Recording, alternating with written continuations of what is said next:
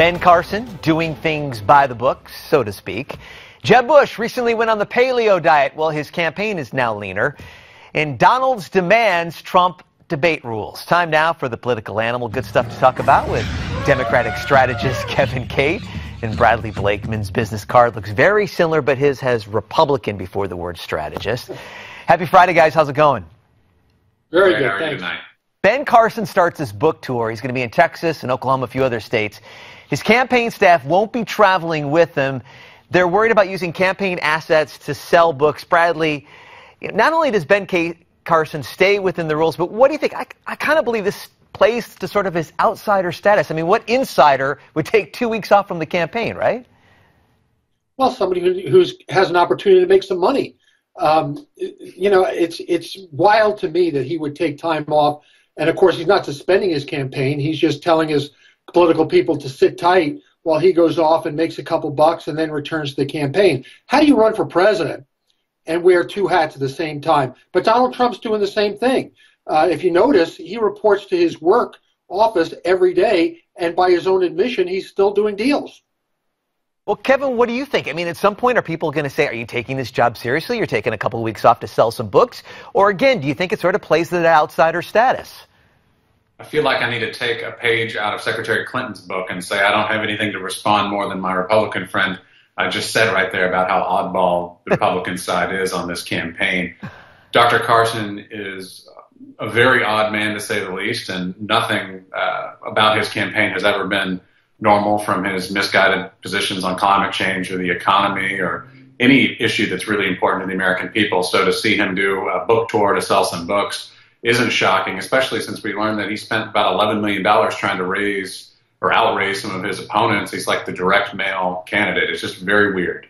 Well, Kevin, let me tell you what. Can I tell you what's weirder? Sure. Here's what's weird: is while Republicans may be out raising money for their own incomes while they're running for president, Secretary Clinton is meeting with criminal lawyers because she's under a criminal investigation by the FBI. So I don't know which is worth. I would rather be out there trying to earn a living than trying to pay for criminal lawyers because I'm about to be indicted. You know what's worse is when people are sitting at home tonight watching you say that Secretary Clinton is under investigation by the FBI, when that is not the case. It's not true. Absolutely. And you can sit there and say it all you want and repeat it over and over and over again. It doesn't make any sense. She is absolutely under investigation by the FBI. The FBI does not look into civil matters. They look into criminal matters. And I think what's interesting is Republicans have this Wikipedia or Google problem. All right, you can say everything that you want on TV, but when somebody goes on Google and sees what FBI investigators are telling reporters, it's not that Secretary Clinton is under investigation. There are some questions about an email server that she's answering, and she continues to answer. Bradley, I'm going to give you the last word on this. Jump in real quick. Secretary Clinton is doing that and showing strength and poise while she's being attacked by people like you who don't care about the truth. Secretary Clinton, it's a fact. I'm a lawyer. She is under investigation for criminal acts. All right, let's move on. Bradley, I'm going to stop you right there. Let's move on because you guys are going to go back and forth on this.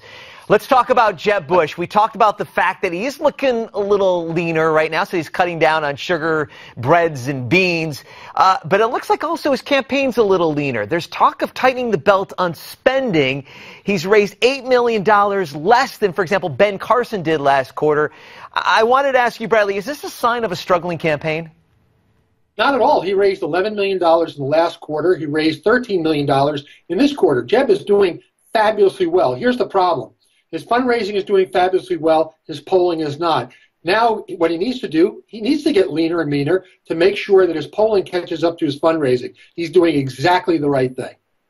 Kevin, I want to talk about the October 28th debate, and that's going to be in Boulder, Colorado. Donald Trump and Carson had threatened to pull out if CNBC did not meet their demands.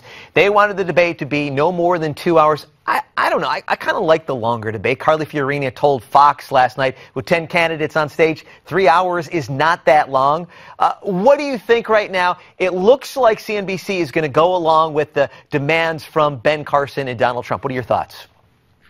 My thoughts are that I, like most Americans, love a good reality TV show, and if it's extended from 2 hours to 3, we get more entertainment value out of these ridiculous positions, these halfway racist positions that come out of the Republican Party, because the longer these people talk, the more time we have to grab sound bites to use in a general election for whatever candidate comes out of this kind of clown show of Donald Trump. Bradley, of course CNBC was going to go along with whatever the demands, because obviously they need Trump and Carson to get those big numbers like the last debate. What did you think about Donald Trump flexing his muscles in this case? I think it makes a lot of sense. Look, they need Trump, as you point out, and Carson a lot more than they need CNBC. So it's their rules that matter, not the network's rules that matter. So they were absolutely correct. And guess what? They're going to get their way. Why? Because they're right. 3 hours is an awful long time for debate, and there should be opening and closing statements. We mentioned the fundraising numbers of Jeb Bush, pretty tight on the Democratic side. And Kevin, it looks like Bernie Sanders not only coming up in the polls, but almost equaling Hillary Clinton's numbers from the last quarter. Yeah, some people are feeling the burn. There's no doubt about it. And Bradley, what's your take right now? Do you think Bernie Sanders, some people say Hillary Clinton won the debate, but it looks like certainly that he's getting a boost from his performance this past Tuesday? Look, not only are they feeling the burn, Hillary's going to get burned because Joe Biden's going to enter the race.